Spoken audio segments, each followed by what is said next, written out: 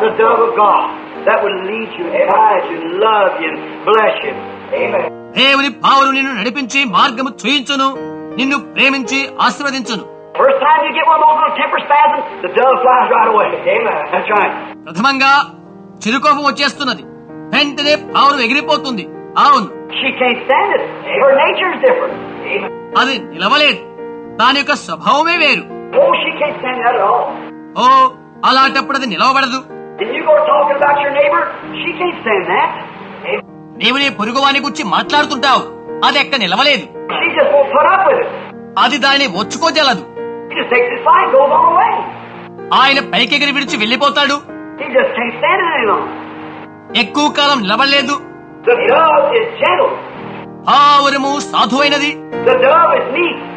పావురము సాత్వికమైనది. And the dove and it can't stand on nothing unless it's the same kind of nature.